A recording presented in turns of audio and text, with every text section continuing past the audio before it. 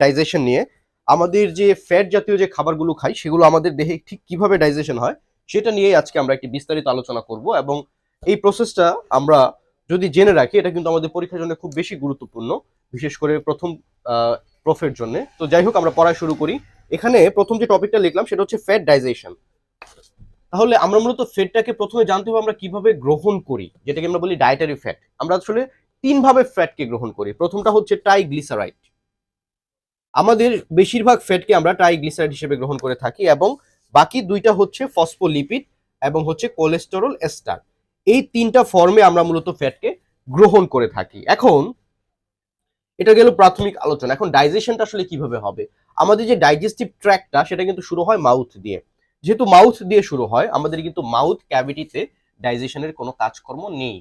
তাহলে আমাদের মাউথ ক্যাভিটিতে ডাইজেশনের কাজকর্ম নেই, তাহলে আমরা বলতে পারি যে there is no fat digestion occur in mouth cavity. There is no fat digestion occur, occur মানে ঘটে, OCCUR, occur in mouth cavity. তাহলে আমাদের এই প্রাথমিক আলোচনা এটা হয়ে গেল যে ফ্যাট ডাইজেশনটা মাউথ ক্যাভিটিতে ঘটে না। তারপর হচ্ছে স্টোমাক। স্টোমাক বা পাকস্থলী। আমাদের এই যে পাকস্থলীটা আছে, এখানে পাকস্থলীটা আমি একটু আঁকার চেষ্টা করি ছোট করে, সরি, আর একটু সুন্দর করে আঁকি। এই যে আমাদের পাকস্থলীটা, এই পাকস্থলীতে কিন্তু আমাদের ফ্যাট ডাইজেশন আসলে কতটুকু ঘটে, অথবা কে এই ফ্যাট ডাইজেশনটা করাবে। প্রথমে একটা কথা বলে নেই, এই ওয়ার্ডটার সাথে আমাদেরকে সব সময় পরিচিত থাকতে হবে, সেটা হচ্ছে ফ্যাট লাইপেজ। যেখানেই ফ্যাট সেখানেই একে পরিপাক করার জন্য আমাদেরকে লাগবে লাইপেজ। তাহলে লিঙ্গুয়াল লাইপেজ, যেটা আমাদের লিঙ্গুয়াল অথবা মুখ গহ্বর থেকে আমরা যেটা পাই, মুখ থেকে পাই হচ্ছে লিঙ্গুয়াল।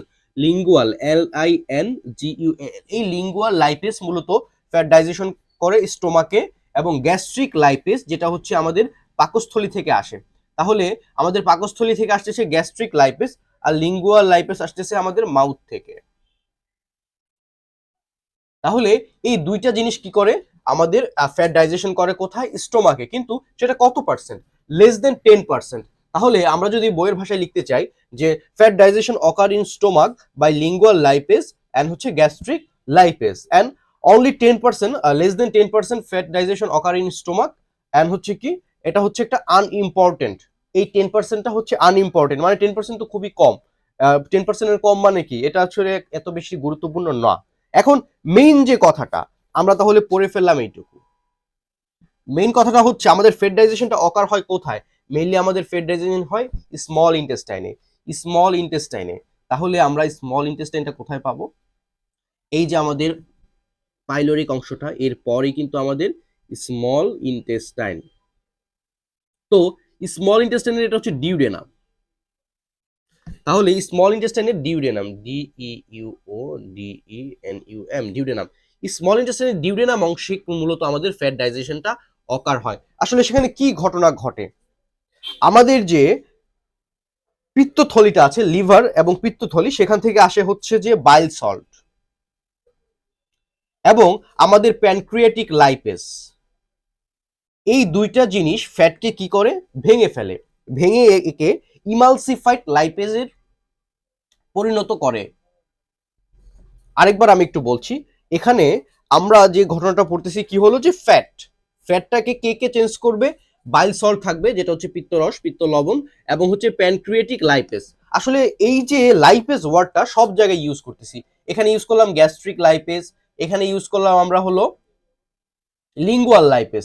লাইপেজটা যেখান থেকে আসে সে নামটা হবে। তাহলে প্যানক্রিয়াস থেকে যখন লাইপেজ আসবে তখন আমরা তার নাম দিব হচ্ছে প্যানক্রিয়েটিক লাইপেজ। তাহলে এই স্মল ইন্টেস্টাইন এবং ডিউডেনামের সাথে সংযুক্ত হচ্ছে প্যানক্রিয়েটিক লাইপেজ। এই প্যানক্রিয়েটিক লাইপেজ এবং বাইল সল্ট ফ্যাটকে কি করবে? ভেঙে ফেলবে। ভেঙে এটা ইমালসিফাইড লাইপেজে পরিণত করবে। এবং একটা ইম্পর্টেন্ট ব্যাপার আমি দেখাচ্ছি এখানে, দেখেন। এই যে ট্রাইগ্লিসারাইড, ট্রাই মানে কি? 3, এই যে, আর মনো মানে হচ্ছে 1। তাহলে আমাদের এইখানে কি হচ্ছে? ফ্যাটটা কিন্তু মূলত এই ট্রাইগ্লিসারাইডটা ভেঙে মনোগ্লিসারাইডে পরিণত হচ্ছে। এই এটা আমি একটু সুন্দরভাবে আপনাদেরকে আবার দেখানোর চেষ্টা করছি।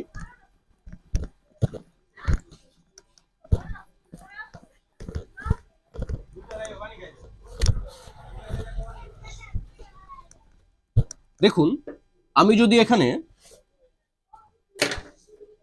এই ট্রাইগ্লিসারাইডকে লিখি যে ট্রাইগ্লিসারাইডস। এই ট্রাইগ্লিসারাইডকে ভাঙবে কে? স্টোমাকে, আমাদের স্টোমাকে না সরি, এটি স্মল ইন্টেস্টাইনে অথবা ডিউডেনামে আমাদের যে ঘটনা ঘটবে। এই ট্রাইগ্লিসারাইডকে ভাঙবে হচ্ছে প্যানক্রিয়েটিক লাইপেজ এবং ভাঙবে হলো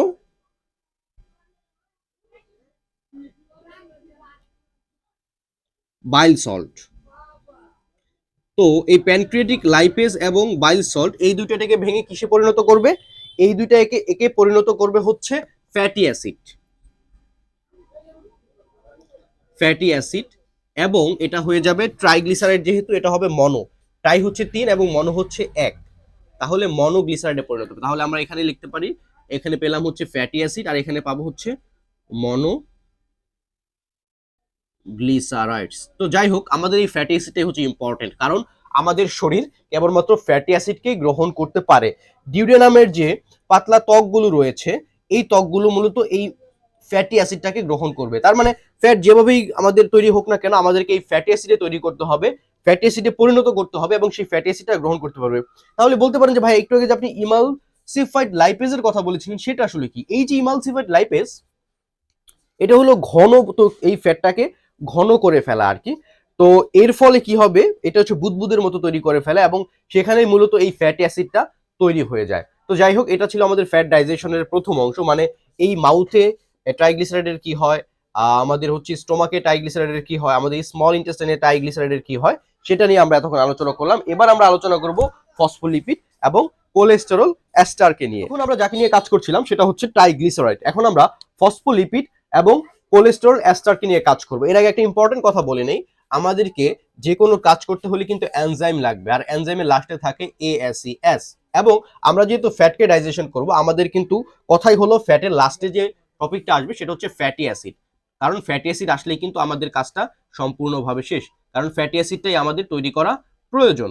তাহলে আমরা এখন এই দুটাকে কিভাবে ফ্যাটি অ্যাসিডে পরিণত করব সেটা দেখি। আমরা এখানে প্রথমে নিব ফসফোলিপিড। ফসফোলিপিড, এই যে ফসফোলিপিডটাকে নিলাম, এটাকে আমরা চেঞ্জ করব, চেঞ্জ করলে আমাদের চলে আসবে সরাসরি ফ্যাটি অ্যাসিড। ফ্যাটি অ্যাসিডস এখানে কিভাবে চেঞ্জ হবে, এই দেখুন, ফসফো এই পর্যন্ত আমরা পুরোটা লিখব।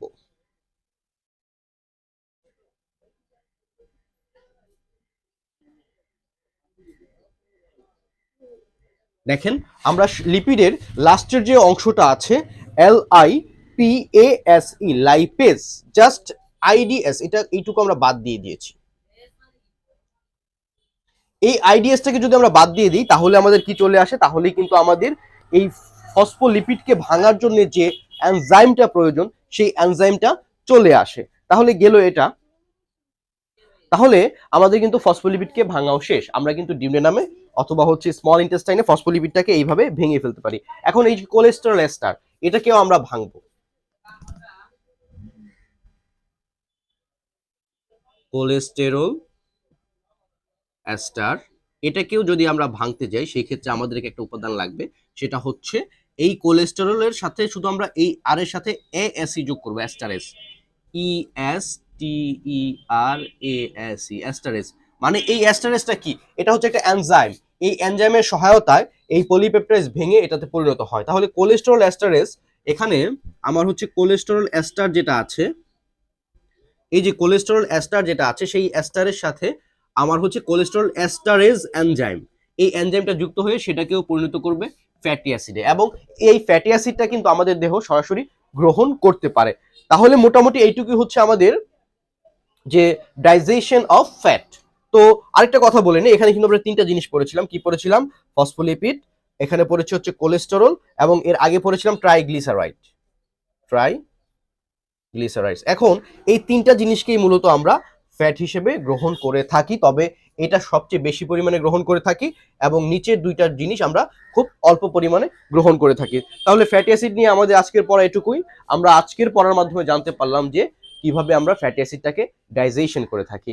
আপনারা অবশ্যই আমার চ্যানেলটি সাবস্ক্রাইব করে রাখবেন এবং মেডিকেলের এই পড়ালেখা বিষয়ক আরো অনেক বেশি ভিডিও আমি চেষ্টা করব এই চ্যানেলে আপনাদের সাথে তুলে ধরতে। আসসালামু আলাইকুম রহমতুল্লাহ।